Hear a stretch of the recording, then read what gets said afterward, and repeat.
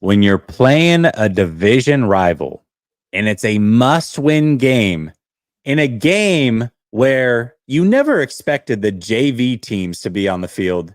You can't do one behind enemy lines. You've got to do two in a week. So that's what this is. This is the second one of the week with my guys from LAFB. I'll introduce them in a minute. You should recognize at least one of them.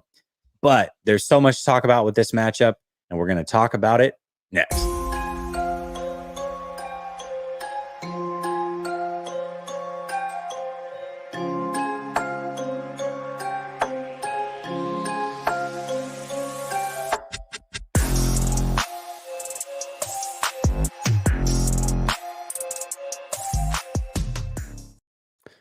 All right. Welcome back to Last Second Sports, where we are giving you our take down to the last second. And as I said, it's behind enemy lines version 2 for a division rival. And I got my guys from LAFB starting at the top. My guy, Ryan, who I've been doing this show with this is year 3 we're going on. Ryan, how you been, my man?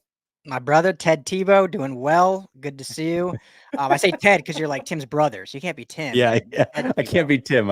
You realize you saw the tweet that I tagged you in a couple weeks ago, right? I'm like, I blame you for all of this. I'm honestly, it's one of my most prideful moments. It's like my daughter being born and like Jessie Naylor being known as Tebow. So right up there, but always good, man. I do have to ask, like, who was version 1? So we're version 2. We're the second fiddle. Who was version 1? Yeah, so you know him, Jake Ellenbogen. Okay. So great guy. he and I are a part of a roundtable sports deal every single week. Another company kind of pays us to go on and do shows with them, and it's a really great network. And Jake and I have gotten to know each other, so I'm like, I got to do 2 this week. I can't pick and choose. Like, I got 2 friends. We got to make it all happen. So I love Jake. We know Jake well, so that's great. Absolutely. And right down below us, but definitely more important, also named Ryan, but for the sake of this show, to make it easy, we're going to call him Skinny T. We might tell you how he got that name a little bit later in the show, but Ryan, a.k.a. Skinny T, how you doing, my man? Doing great. Thanks for having me on the show. It's exciting. You pre-show, we were just talking, you're going to make your way from Tampa, which has one of the best international airports, I'm told. Yes. The best airport.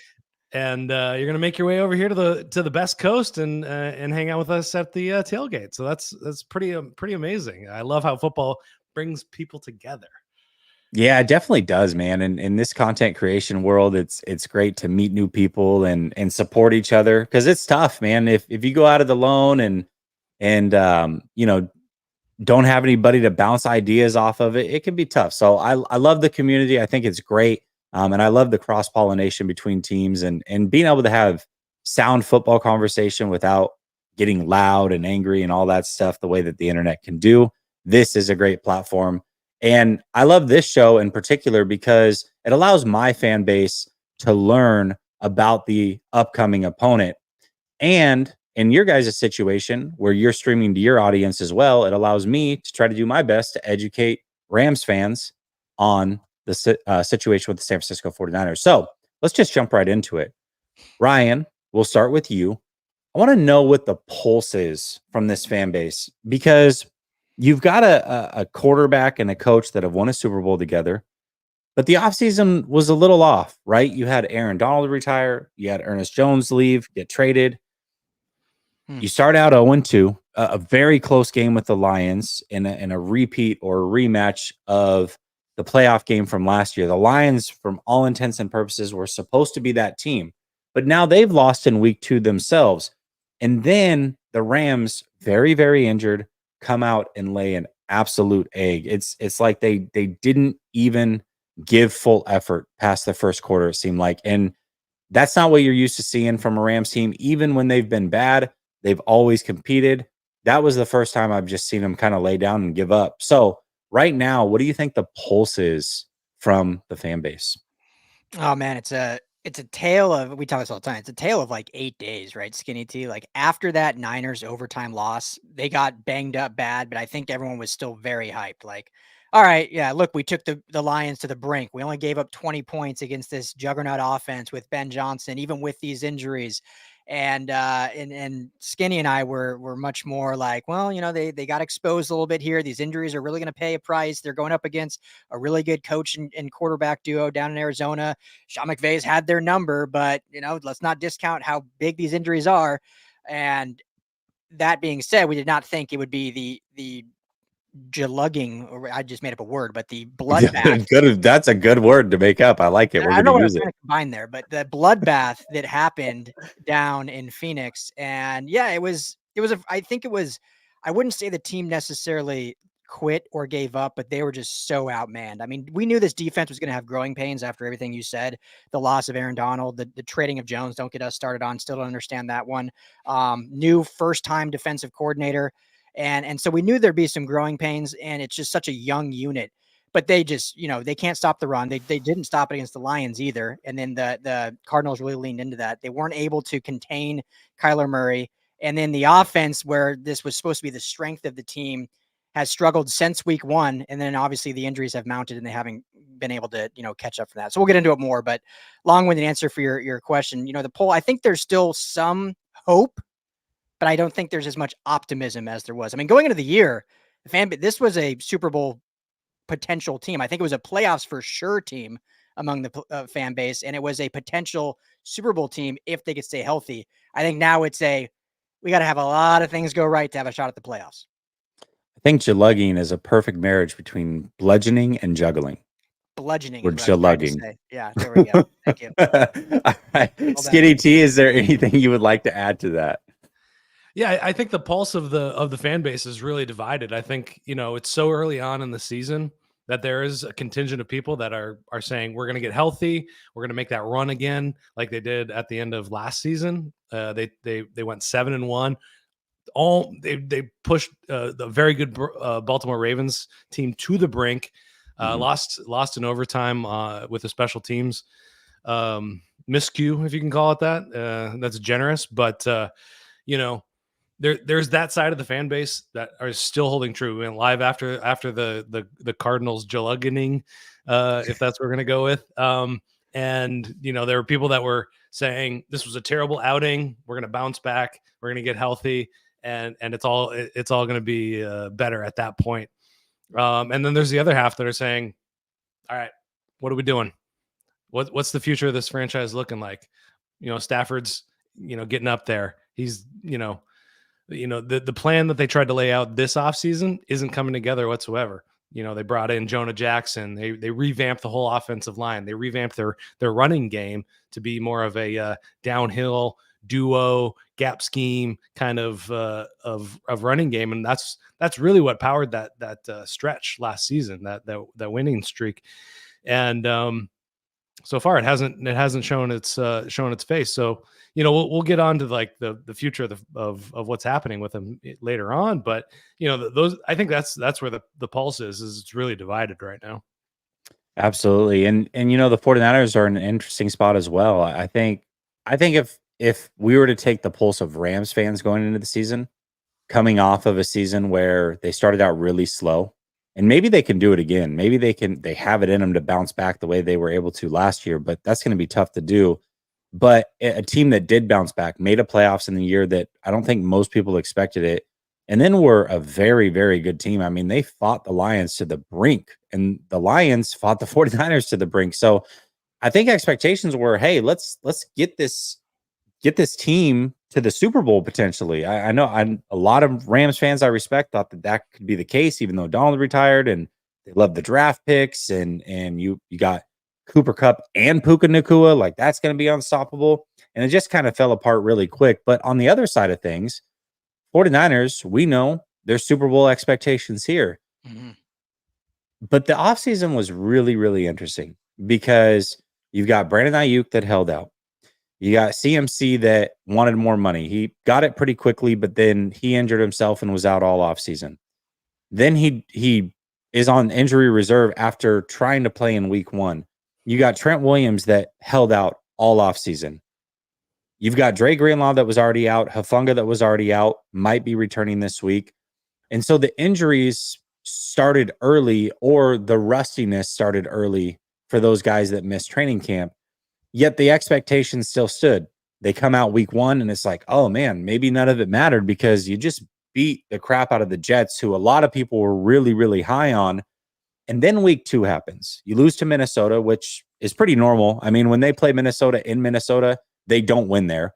But the way that they were low-key dominated was disappointing. And so now you've got all these injuries going into this game, almost as injured as much as the Rams. Not quite, but close. And fans, I feel, are like, if they lose this one, they're ready to jump off the ship. Like, it's over. Like, just burn it all down. You know what I mean? So it's the 49er fans are hanging in the balance right now. They're still cautiously optimistic, but if they lose this one, I think that fans are going to be beside themselves. So that's kind of where the 49er fan base is right now. Is it, Jesse, if I can ask, like, does to you, because that makes total sense, and there is a lot of parallels with that. If they were to lose, is it one of those, we were just snake bait again with injuries, or is it like, what is going on? Is there deeper issues with Shanahan and Lynch and whatnot? And is Purdy the guy, whatever, all that conversations? I know you do it every week, but do you think the fan base is starting to be like, if we reached our peak, is this the George Karl Nuggets? We're like, we're not getting past the playoff rounds with Carmelo. Like, do we need to just build this thing back down? Like, are they at that point? Well, we'll get there. We're gonna tee up a topic that I think will answer that. So we'll get to it. That's a really good question. But I will say this, and it was very, very unpopular. And I said it once. It was in like March or something. And I really believe it. But I knew the 49ers weren't going to go this route. So it's not like I was going to belabor the point. But I said, if I were running the 49ers organization, and clearly I'm not, you probably don't want me to, 49er fans. But if I were, I would have torn it down this offseason. Not completely, but I would have gotten rid of Debo, Hargrave, Armstead was already gone, Trent Williams, all the big contracts, gotten as many draft picks as I could, and try to retool on the fly so that way they could be competitive as early as next year again with Brock Purdy under contract. But you've got all these young players that are up and coming and you're developing and what have you. Versus if you go all in this year and it doesn't work. And to be frank, the only way that it does work is if you win the Super Bowl. It's a Super Bowl or bust season. But if you don't win the Super Bowl, I believe going all in, extending guys like CMC, extending guys like Trent Williams, and having older players on the roster like a George Kittle who's past 30, but 30 for him, I mean, he's closer to Gronk than Kelsey. Kelsey's 35 and he's fallen apart, but Gronk retired at a very young age. And I think Kittle, his brand of football is very similar to Gronk's. Debo, although I think he's about to be 29, he's more like a running back the way that he plays. And so he's starting to fall off a little bit. I just feel like if you don't win it this year, you've really set your franchise back multiple years by making the decisions that they made. And for me, I was willing to forego that for a season, see exactly what you had in Brock Purdy, allow you to make the correct decision going into next offseason on whether you pay him or not, and then have a franchise that is young and building towards a quick rebound versus now what do we do after this season? I think it could get hairy. So we'll see. So you would have done what the Rams did in the 23 offseason. Yeah. Where they kind of they didn't tear it down, but they definitely shed off a lot of those contracts and then made the playoffs. For sure. Yeah. And that's the point, is that if they had drafted really, really well, and they actually did a pretty good job in this draft, it feels like, but you add a couple more picks to it and play those guys early. And if Brock Purdy is who everybody thinks he is, then you still might actually make the playoffs in that scenario. So, yeah. Brother Bob, or excuse me, I figured it was Brother Bob. Dave Barclay, these two both talk a lot of trash. Dave says, late second sports, trade Kyle.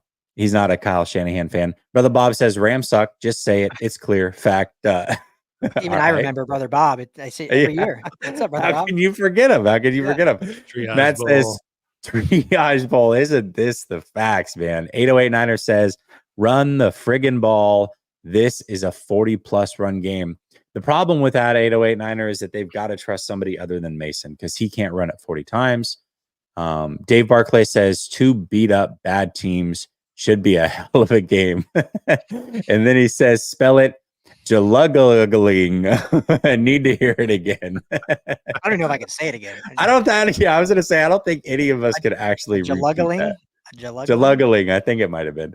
Brother Bob says Puka and Cup can't stay healthy. Facts. Yeah, Cup man. He had one good season, one incredible season, and he hasn't been able to stay healthy since. It's a little bit of a bummer for him. All right, Skinny T, we'll start with you on this one. Rebuild, retool, or continue. And let me lay the groundwork for this. Ooh. If the Rams season goes on par with what we've seen, they don't make the playoffs, they continue to be beat up.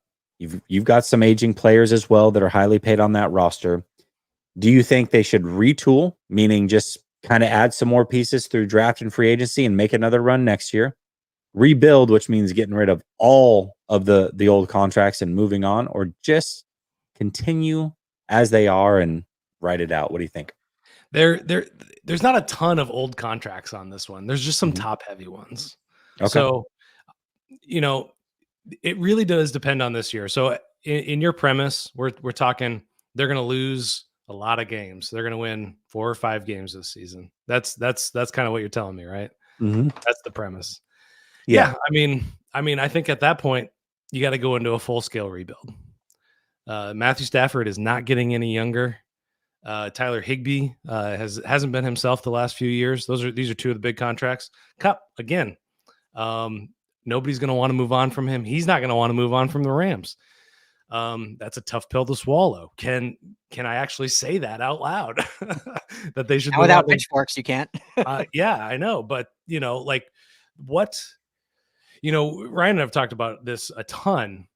They've come into this year with no contingency plan whatsoever for Matthew Stafford, the most important position on their team. They have Stetson Bennett and Jimmy Garoppolo. You know Jimmy Garoppolo just as well as we do.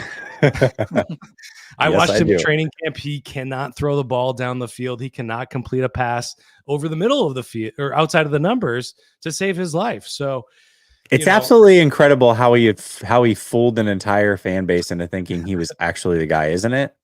Well, I mean, I think Kyle Shanahan is a magician with quarterbacks. He made Nick Mullins look like a decent backup and whatnot. CJ Beathard, we can go down the list. He got Sam Darnold the job, but yeah, I mean, if you're looking at an unhealthy Cooper Kupp, you're looking at another year with another year on top of Matthew Stafford's age. Tyler Higbee, Rob Havenstein. These are the guys that have the truly big contracts on this. There's not a big contract on the defensive side right now. So, the rebuild doesn't look as dramatic as it ought to, but there's a lot of heart and soul, not just with the fan base, with McVay, with Les Snead, who's cutthroat for sure. But I mean, Cooper Kupp has given everything to this franchise, so it's really hard for me to look at that and go. But point being is most important position in all of football. You don't have a contingency plan for it whatsoever. We suggested drafting Spencer Rattler as perhaps that guy, but that makes for a very dire 3-year plan. And that's why I say a full rebuild at that point. And beyond that, you go back to those big contracts. Those guys are over 30 or getting to be over 30 and can't stay healthy. And even if they had a contingency plan, that you can't rebuild on that. Now you can rebuild on some of these guys on defense. Jared Verse has looked phenomenal. I believe that Braden Fisk can start making some strides to be really interesting. Kobe Turner's looking great again. On this is all on the defensive side. Steve Avila, really great piece to build around. So it's not a complete teardown where you're just left without anybody and you're shooting for that number 1 pick overall to pick up that future of the franchise quarterback. But I'll throw it to you, Ryan. What do you think? Yeah, not over hosting duties. Yeah. I mean, for me, and Rams fans will hate this, but for me, I'm deciding by the bye, essentially. You go to the bye, you got the Niners this week, then they got the Bears and the Packers. If they go without a win into the bye, I'm deciding right there, we're going to turn this thing into a rebuild. And luckily, like Skinny T said, in reality, a rebuild is really just it really comes down to Stafford. I mean, Kupp is, yes, a big contract as well. They just signed Dotson and Jackson on the offensive line, but there's no big contracts on the defense. It's not like they did their big rebuild last offseason, and then Donald retired. So the defense, like you said, it's already rebuilt. It's average age of like 24 years old. Like the defense is young and cheap. It's what do we figure out? The offense is like 160 million. The defense is like 35 million. Like the It's discrepancy like is the unreal. top and the bottom. Really. Wow, that's crazy. Yeah. So if they do not have a win by the bye, if I'm Les Snead, and I don't want this to happen because we love Matthew Stafford, the fan base loves him, but I'm going to a quarterback needy playoff team and putting Stafford on the block and either getting draft pick compensation which I think a lot of people are, if I'm being frank, out of their gourd. He's not worth 2 first-round picks anymore, but they can get a couple mid-rounds for him. Or you trade for a younger QB and a mid-round. We put an article out today. Hey, the Vikings, Sam Darnold's looking pretty good, but they got JJ McCarthy in the wings. Do they think they have a better chance with Stafford midseason to take them to the Super Bowl than Darnold? Probably. Rams can take Darnold, finish out the year, see what they have in him, and then go draft someone next year. So I'm deciding by the draft or by the bye if this is a rebuild, or if they can go into the bye and win a couple games, then I would not be shocked if Snead all of a sudden works the phones and starts trading for big names midseason and they go all in again. But if they don't have a win, then you gotta face the facts, and it's time to shop Stafford, unfortunately. Yeah, this team was 3-6 to start the season last year, and then they fought all the way back to make the playoffs, including a loss in week 14 to the Ravens, and they were still able to make it. So they could make something happen. I mean, you give them 2 wins going into the bye. Yeah. They're in actually a little bit better spot than they were last year. So they can still make it. And go ahead. And then go to the 49ers. I don't want to, but just the reason why I think we sound a little more doom and gloom 2 weeks in is last year after the bye, they got healthy. They got Kyren Williams back a week later. Stafford was back. Kupp was back because remember he missed the first 4 weeks. Puka Nacua was lighting the world on fire. The offensive line was healthy. Donald and defensive line was healthy. This year, no Donald. They currently have 10 guys in the IR, so they're out at least 4 weeks. Kupp is the only reason why Kupp's on the IR is because they didn't have enough spots for designate to return. He's in a cast right now, so he's out at least probably 6 weeks. So the difference is they went 3-6. I know you weren't saying this, but just for fan base thinking, like, they went 3-6, but then they got everyone back and healthy. We may not get everyone back healthy until week 9, 10, 11. And if they're 1-8, that's a big difference. So anyway, I'm rambling. So go to you. No, it is a big difference. And I want to make sure that I'm being respectful. When you were talking Skinny T, I was looking down, and the reason is because I wanted to pin your guys' channel into the chat. I don't believe I put it in the description. So for everybody here, definitely check them out. Link is pinned to the top of the chat. Steve-O, I appreciate you for making recognition that I did not have their channel in the description like I normally do. So it is pinned to the top of the chat. All right, the 49ers side of the house. Man, these next 3 weeks are going to be big. And it's interesting because they have all these injuries, right? But it's like everything is shaping up perfectly for them to still go 3-0, at least 2-1 over these next 3 weeks. And then most of these guys should be back, if not really all of them. So you've got the Rams, who happen to be more beat up than you. As many great players are missing for the 49ers, there are more players actually missing for the Rams. No offensive lineman out for the 49ers. You've got 2 starters out for the Rams. That's really the biggest difference on top of the skill position, guys. Then you play the Patriots, who we're watching right now get beat down 24-3 by the Jets, who, let's face it, 49er fans, the Jets are not that deal. At least they weren't in week 1. But for them to win a division game like this, that shows you just how bad the Patriots are. So that's a very winnable game. Then you do have probably the toughest of the 3 games on paper anyways, against the Arizona Cardinals, because Kyler Murray's been playing lights out. But even them, you get a couple of these pieces back going into that game, and they can't generate a pass rush to save their lives. Kyler Murray and that offense, very complete offense. I still think that defense can be had. So I think you've got 3 very winnable games. And at the very least, if you can go 2-1, you're in a good spot. That being said, though, let's say they come out of this somehow like 0-3. Disaster strikes, more injuries happen. It's got to be a I'm not going to say a rebuild. It'll be a retool. It'll be exactly what I said should have happened this year. The problem is it's going to set them back another full year because they reworked those contracts like I had said with CMC, Trent Williams, and Debo. And so now that's an added year where you're going to kind of hurt yourself a little bit. But this team is still talented enough to where if you make those moves next offseason, you recoup some picks. I think that they could be a sneaky playoff team, maybe lose in the wild card, but then after that, you can retool and go. So not a full rebuild because you've got a young quarterback, got a young wide receiver. You've got good young defensive players still in Bosa and Fred Warner, Diamador, Lenore, Huff, what have you. So not a full rebuild, but a retool would have to happen. What they cannot do though, is continue with all these big stars that are getting older and paid a lot of money and think that, oh, it'll work itself out if we're just healthy. You're not going to get healthier as these guys age. It's just not going to happen. So they can't continue if they go on this streak here. Let me ask you this question. So the Rams said going into their rebuild that they're building around a few pillars, a few load-bearing walls, I think is what Les Snead called them. So that was Stafford, Cup, Donald at the time, and then missing one more on offense. Do you remember, Ryan? I think that was maybe Kyron Williams. Puka? I think it was just those three. Yeah, maybe it was just those three. This was after the draft, so Puka. Oh, yeah. You're right. Yeah, I think it was just the three pillars: Stafford, Cup, and Donald. Yeah.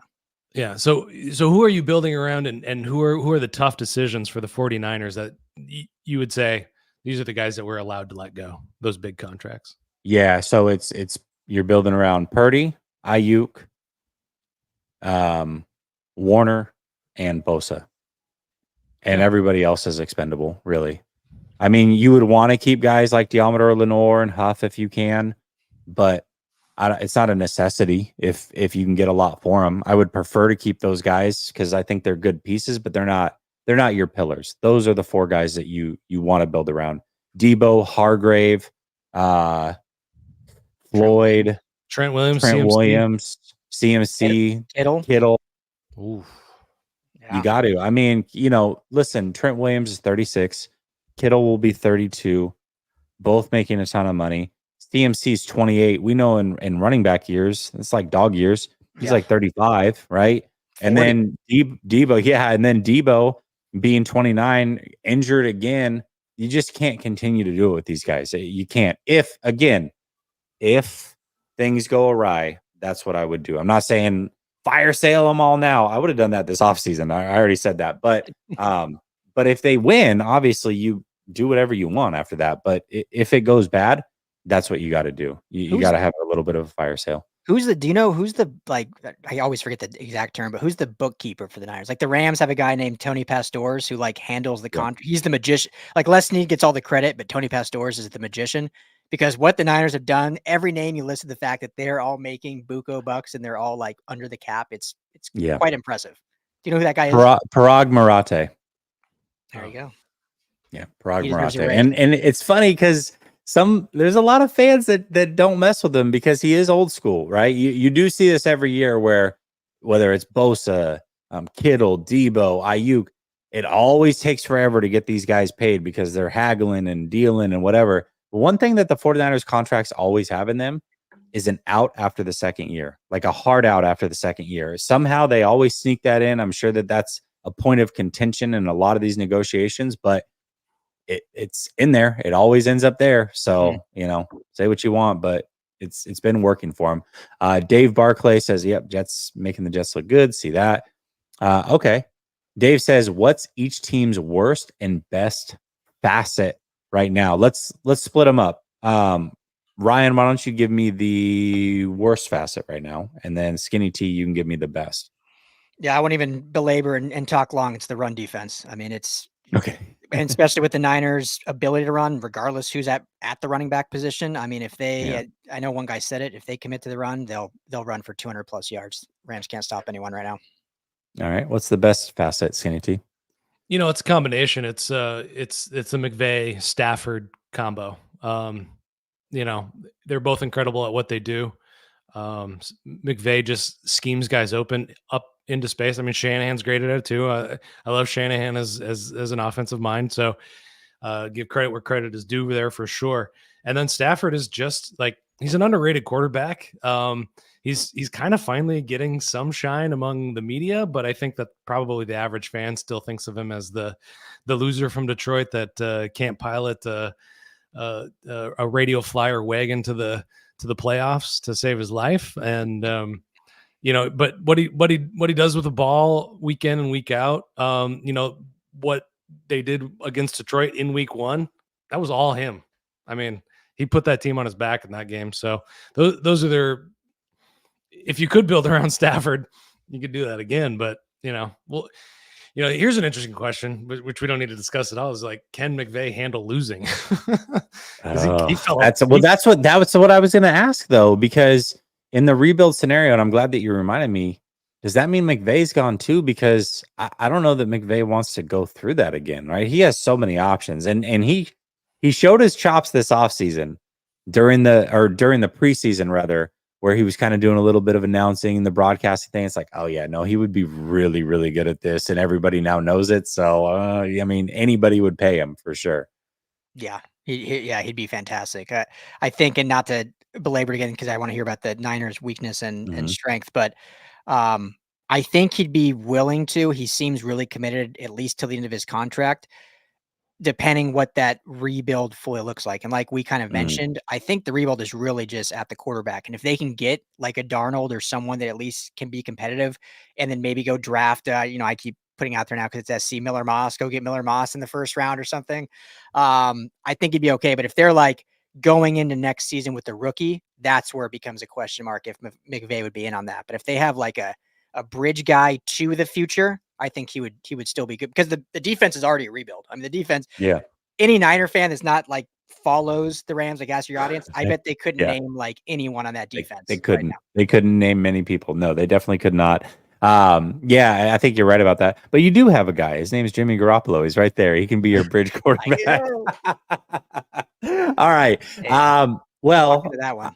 I hate to say it, Ryan, but you said the biggest weakness is the run defense. Well, the biggest strength is the running game right now for the 49ers. They're averaging 141 yards per game. That's the most since 2019, believe it or not. And their biggest weakness is rushing defense.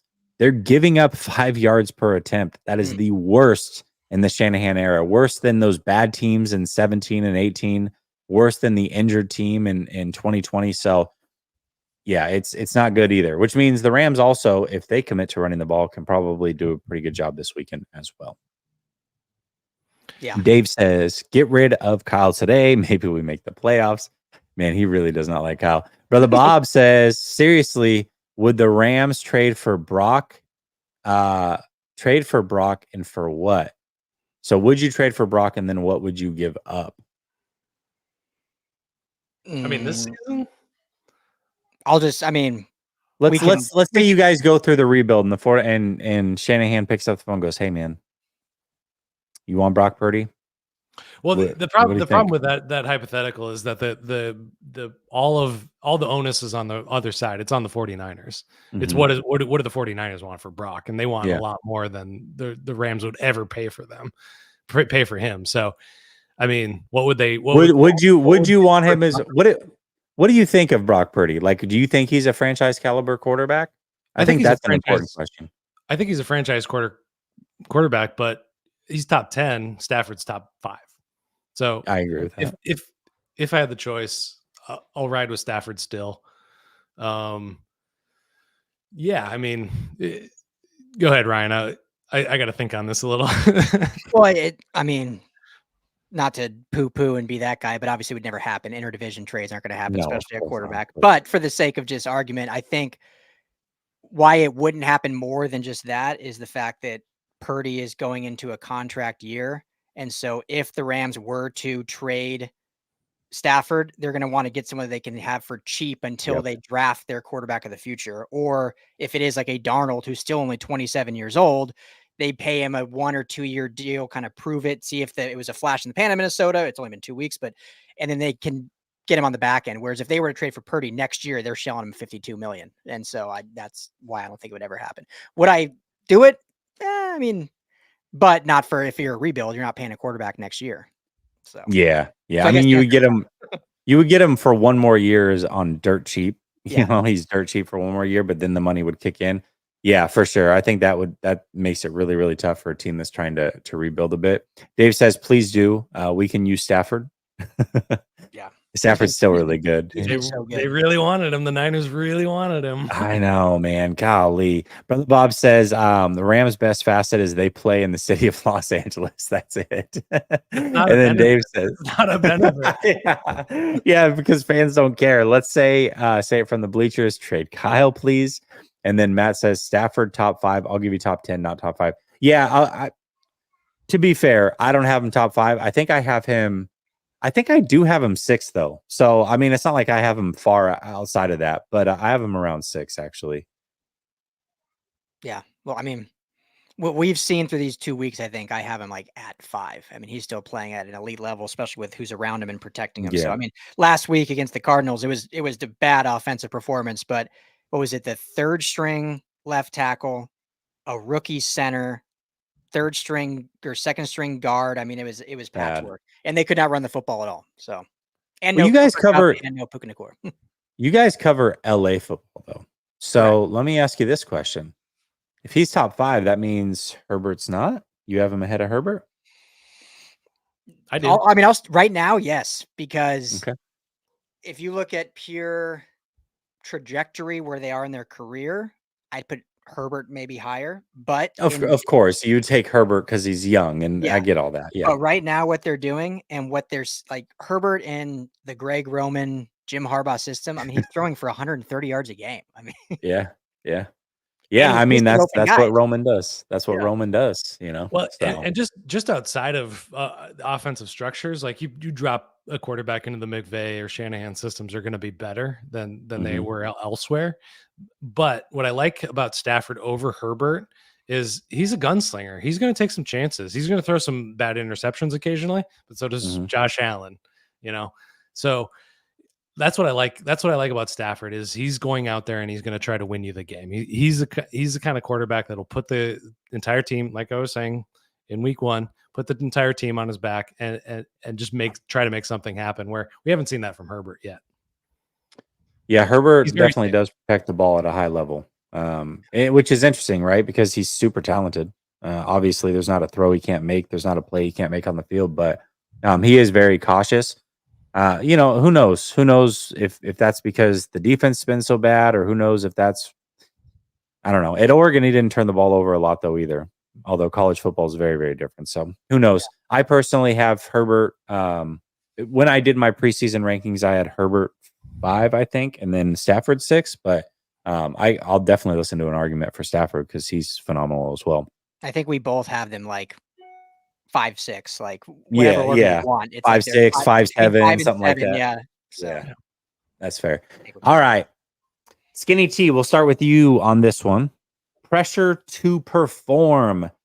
The Rams have to get a win this week. Cannot fall to 0-3. Who has pressure to perform this week? I'm going to go with 2 guys, if that's okay. I'm going to do Jared Verse on the defensive side. Okay. He's had a great 2 first games. He had a phenomenal game against Detroit.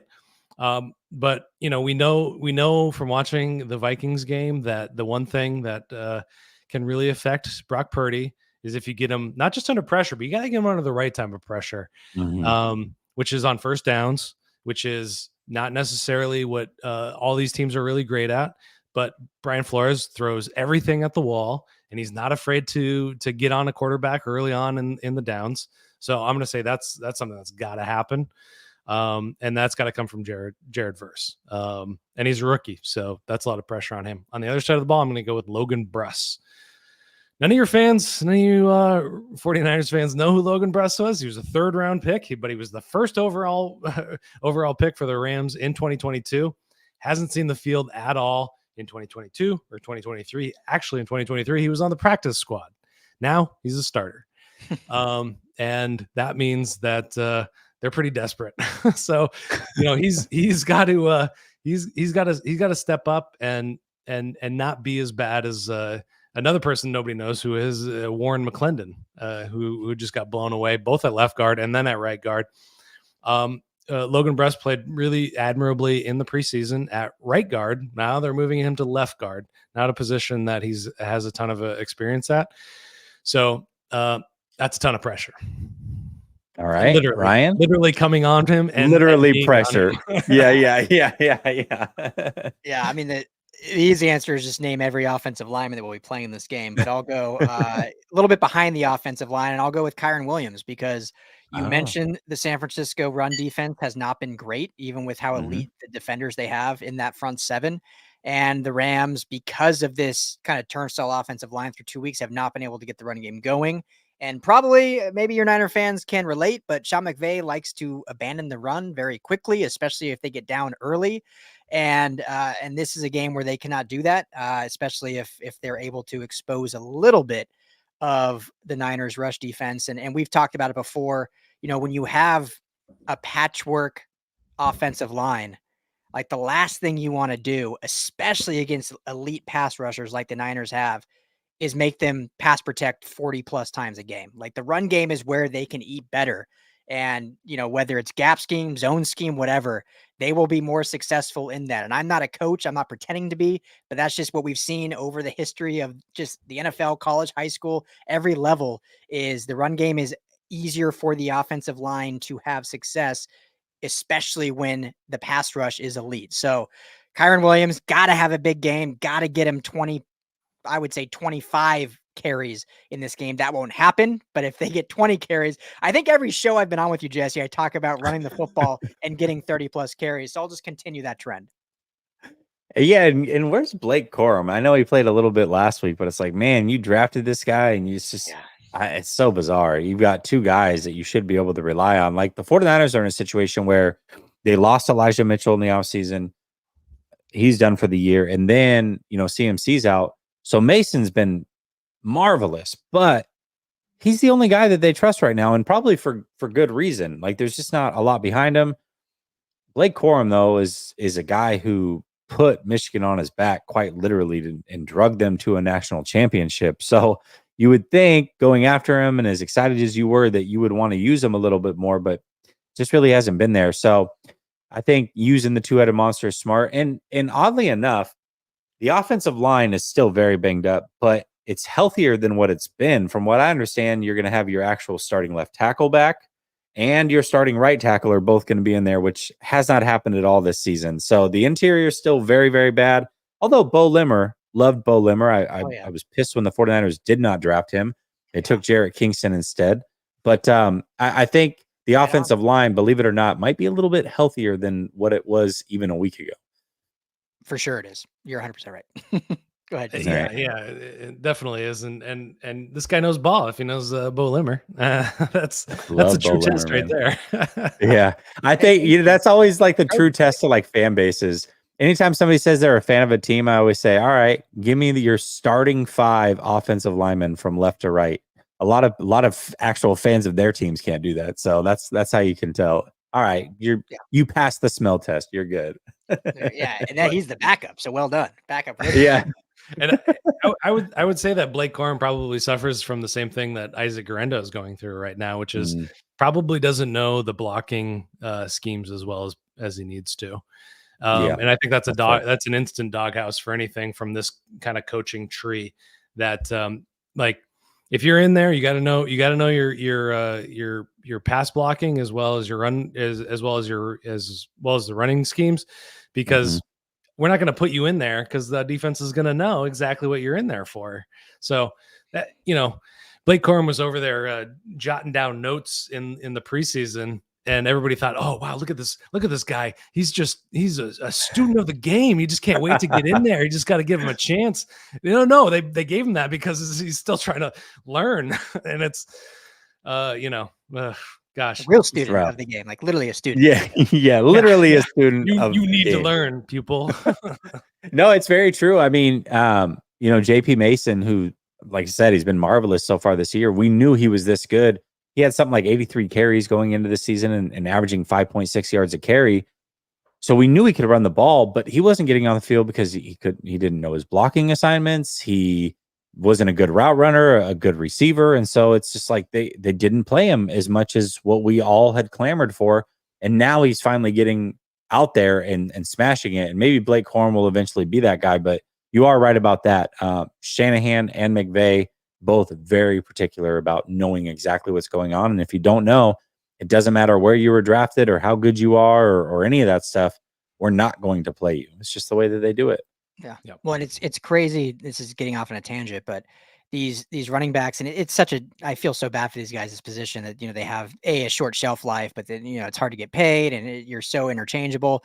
But at the college level, like if I'm a coach, like I'm telling these guys, like you have to be so diverse in what you can do. Like you cannot just be a great runner. Like you have to be able to block the hell out of it. You have to be able to catch the ball in the backfield, a great route runner, all these different things. Otherwise, even if you get drafted, you either won't play or you have a one contract and that's it. So it's crazy that that's not sinking home, seeing the history. And then I don't want to be like that get off my lawn guy, but then they complain about it. It's like, well, you can see how it's going.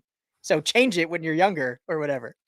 Yeah, exactly. Matt says Brock is anywhere from 11 to 15. Yeah, I think my preseason rankings, I ranked him 10. And then I said I would listen to anything from 10 to 14. I think it's fair. It comes down to preference when you're choosing between him, guys like Dak and what have you. So that's where I was at with it. And then Matt says simulated pressure is Kyle Shanahan's kryptonite. Yeah, interesting stat. So to me, the three best defensive coordinators in the league are Flores, not in any order, but Flores, Schwartz, and Spagnuolo. Kyle Shanahan, since taking over for the 49ers, is 1-9 against those guys. So there's something to having a bunch of guys near the line of scrimmage that really kind of gets them out of their game. And Kyle Shanahan talked about it. He said, the reason it does get us out of our game is because we know it's tough to run against a front like that. And then you can't go play action against it because if you're wrong and they're blitzing, you're almost guaranteed to take a sack. So it really just throws them completely off of their game plan. I'm surprised that more teams really haven't picked up on it and said, this is what we're going to do. But they haven't. So I guess it is what it is. Well, and the Rams are actually a really good example of this kind of idea is so like Chris Shula, who's a name your fans probably also don't know, who's now the defensive coordinator. He's been on the staff for a long time. But in the first game against Goff, they ran a ton of stunts. On 52% of dropbacks, they attempted stunts. In this game, in the most recent game against the Cardinals, that dropped to nearly nothing because they couldn't. They have to protect the edges against a guy like Kyler Murray. Yeah. So, also, but going back to that the Lions game, they did all those stunts and it didn't work. Yeah. Well, that's one of the better O lines in football, though, too. That's absolutely a fair point. But they also don't have kind of like they've got across the defensive front, they've got two rookies and two guys in their second year. Stunts are kind of like a wily, patient, a little bit of Ernest Jones, it's a little bit Aaron more Donald, a little bit more of an old man move, where they're, where it's not just about pure athleticism or the moves that you got. It's about being patient and recognizing your moment and then getting there when you need to be there. And they didn't prove they could do that against the Detroit Lions either. So, they might throw some interesting disguised pressures at the 49ers, but we'll see if it works. And that's a key to this game for sure for the 49ers. Yeah, most certainly. I mean, we know all about it with Justin and Alden Smith. I mean, they wrecked the league for years with that damn stunt between those two. Dave Barclay says Kyle Shanahan's kryptonite is the sport of football. Oh my gosh, dude, you're so harsh. Yeah, so harsh. Okay. And a few NFC championships. Dude, he just can't stand him, man. Okay. Ryan, we'll start with you on this one. And I have a inkling based off of the way that you guys have been talking. But if the Rams are to win, let's make it simple. If the Rams are to win, what's one thing that they executed on Sunday in order to make that victory become a reality? Well, I don't want to use a cop-out, but they would have – I don't think they can stop it if they would have slowed down the San Francisco run game. I know I talked about it earlier, so I don't want to just repeat it, but if they want a shot, I think they will slow down the run game. I think right now they're giving up close to 190 yards. It's only 2 games, but 190 yards on the ground. I think you said the Niners are averaging 147. If they can Mhm. somehow keep them in like the 120 range, I mean, that sets them up really nicely, because even with how banged up the secondary is too, I think this, as crazy it is, their strength is almost in that secondary because of what we've seen in the run defense. So I think they'll have a little better shot in that regard. And yeah, I'll leave it that. I'll let Skinny answer more, but I would just say if they can slow down the run game, that's what they would have done in order to win this game. All right. Yeah, I think for me, it's kind of also on offense. You know, I already mentioned they got to find a way to get pressure, but I think on offense they got to find a guy that isn't Puka Nacua, isn't Cooper Kupp, Mm. that can catch for more than 100 yards in a game. Now I haven't gone back and looked at when was the last time somebody not named Cooper Kupp or Puka Nacua wasn't the top receiver for this team, but they're gonna have to find somebody. Now, so again, 49ers fans probably don't know the the depth behind this, but you got Demarcus Robinson, who was pretty good towards the end of last season. Tyler Johnson, who had a good game against the Detroit Arizona. Lions. Oh, okay. Arizona. I don't know. He had a good game against somebody. and Tutu Atwell and Jordan Whittington. So those are the four guys. And somebody in that's got to find something within themselves. They got to tap into their inner Puka Nacua, Cooper Kupp, and find a way to open up this offense in a way. Because as Ryan alluded to, Sean McVay does not feel confident in an offense that he's not passing in, and that's something we've seen all of the years that he's coached. And if that's not happening, he just kind of throws everything away and blames it on not being able to find a rhythm or let things develop. And yeah, so I think, and then kind of a wild card here is Joshua Carty. He's on the injury report. The Rams drafted kicker. Wow. So he's got a bit of a groin thing going on. They moved Tanner Brown onto the practice squad. I think that was on the practice that squad they made. So they're kind of hedging their bets on a kicker, but a kicker with a groin injury, a lower body injury for a kicker, he's got to be perfect. That's what I'm going to say, is that a key to this game is that he's got to be 100% from if Carty is in this game or whoever's in this game. Who would have thought that a showdown between Kyle Shanahan and Sean McVay would be down to the running game? But what that means is there's going to be some kicking in this game as well. There's going to be some field goals in this game. So yeah, that's going to have to happen for the Rams. Yeah, absolutely. And I think there is still some talent in that receiver core, but it is young, somewhat unproven, I guess, with Whittington. And then, Tutu actually played really well against the 49ers. Was it last year? Maybe in the first game? With Carson Wentz as the QB. Yeah. Oh, it was backups, but and he's explosive. He's an explosive player, so maybe it's there for him. I don't know, but you're right, because we do know that ever since Stafford's been here, 11 personnel has been their thing. They love having 3 wide receivers on the field, and now you don't have your 2 best. Who's going to step up? What I find interesting, though, is the 49ers last week really kind of struggled when they didn't have a guy to key in on. So Jefferson left the game early. Addison didn't play in the game. Hawkinson didn't play in the game. And that final drive for Sam Darnold makes me sick just saying it. The final drive was Sam Darnold, and the Vikings, they drove right down the field. Now they kicked a field goal, but with really what Jalen Naylor and I don't even know who else was out there. So yeah, sometimes not having a go-to guy to key in on can be really, really tough for the defense as well. So not that I'm expecting any of those guys to have a big game or for them to be like big time contributors, but somebody has to your point. And maybe it's very possible, because there's just, who's Stafford going to key in on? Because we know Stafford is not afraid to spread the ball around, and Stafford is also not afraid to take somebody you don't even know about and turn them into a superstar overnight. So you never know with Matthew Stafford. Yeah. I was just going to say, is this the Jordan Whittington breakout game? Like, is this the Puka Nacua version? Might be it. Jordan Whittington, he looked great all camp, looked great in preseason. And now there's really no one else. And this might be his breakout game. We'll see. Yeah, I would say on the 49ers side that it's got to be run the ball. You talked about stopping the run. We got to run the ball. But turnovers last week, man, you had Brock Purdy turn the ball over twice, which is uncharacteristic of him. And then you had a blocked punt.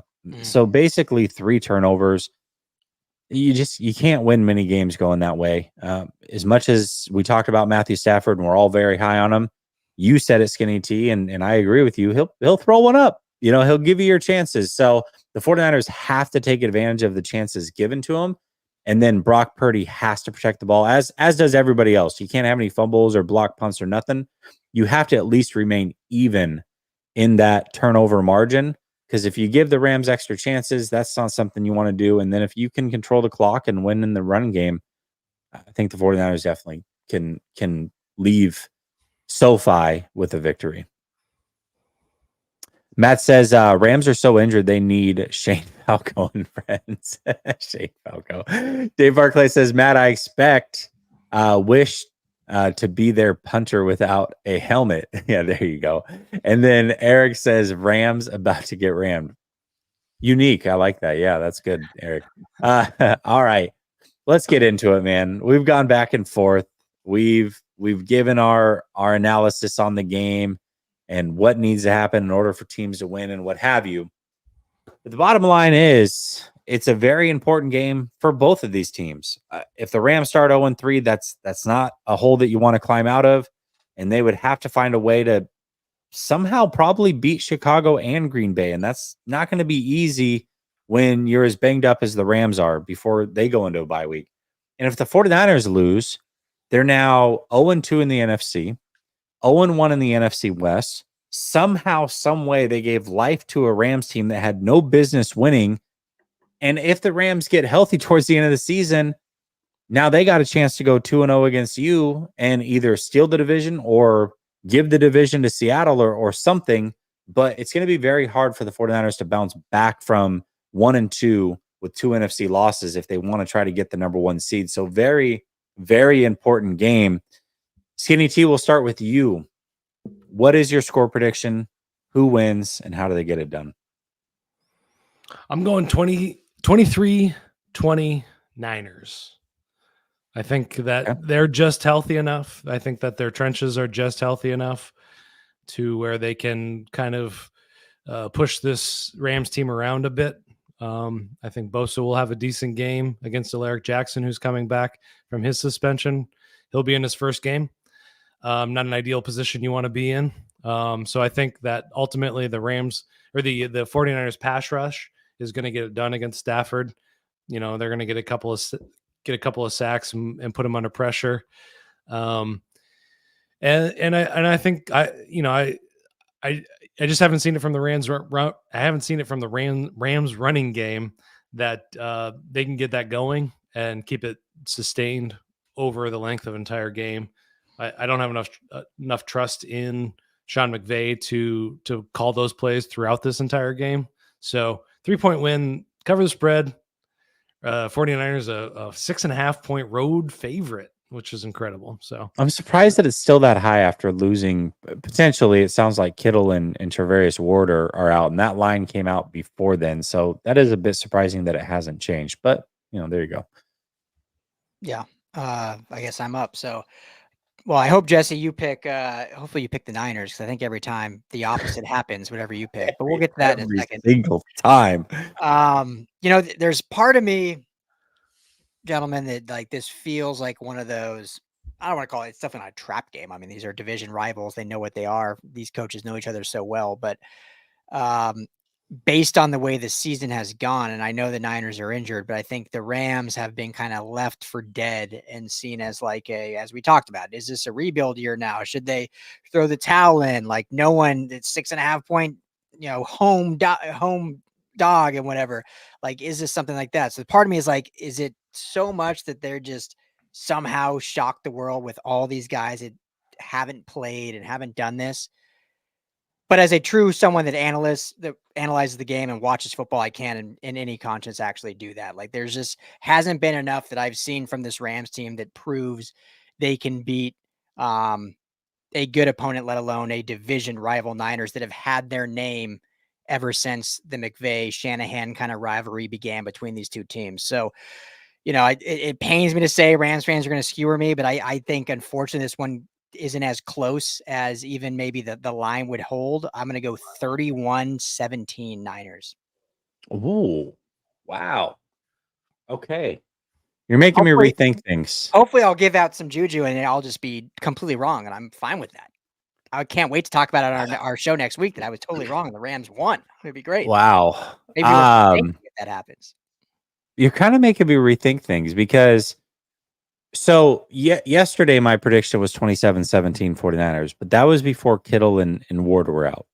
Now I do expect the Niners win because again, the Rams are somehow even more beat up than the 49ers. So even if Kittle and Ward are out, the 49ers should still win this game. But I was like, you know what? 27-17 is a bit rich if you're going to take two more guys out that are major contributors. So I was going to go something like, bring some points down at least for the 49ers and go something like 24-17. But then you just upped the ante and said, I see you're 27 and I raise you to 31. So you know what?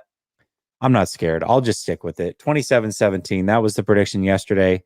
I don't know who plays, who doesn't for sure. So 27-17 is the score prediction. And I just think ultimately, I do think that it is going to be a close game until about midway through the third quarter. But eventually the 49ers will just start to pull away. They're still the more talented team. They are the healthier team.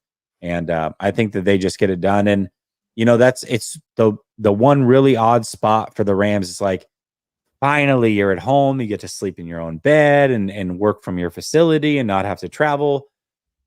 But the 49ers fans are going to take over the stadium and you're not technically home, even though you're in your building. So it is a unique situation. And truth be told, guys, I'm 7-0 in the Shanahan era when I attend games. So why not make it 8-0? Damn. All right. Look at that. I didn't know that. Impressive. Dave Barclay says Kyle's about to be the coach that can't be named. And then he says, 54 minutes. All right, let's get into it. Nice. And then Brother Bob says, afraid to ask, but Skinny T, explain the name. All right, yep, we got to do it. We've been calling you Skinny T for a whole show. I found out right before the show started where the Skinny T name came from. Why don't you explain to the people why you are called Skinny T? We've done several live shows with Rams fans and nobody's ever asked. Nobody's ever asked. So I haven't told it. My show, my people don't know this. So, okay. It was, I was a couple years in with LAFB and, we got access to Radio Row for the Super Bowl. And this was the Rams Bengals Super Bowl as well.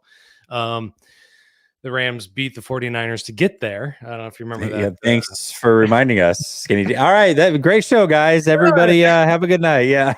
Just make a few enemies on the way out. Anyway, yeah. You played. That was a beautiful game. The NFC Championship was wonderfully played. But anyway, so I get down there a day late. Everybody else had kind of convalesced at our table, and I get there a day late, and everybody had given each other, different nicknames. Ryan Dyrud was Rye or Die, and we got the guy named Madman, and there was Will the Thrill and Danny or Dirty Dub. Chai. I like his Dirty Chai better. Yeah, Dirty Chai Decker was also a good one.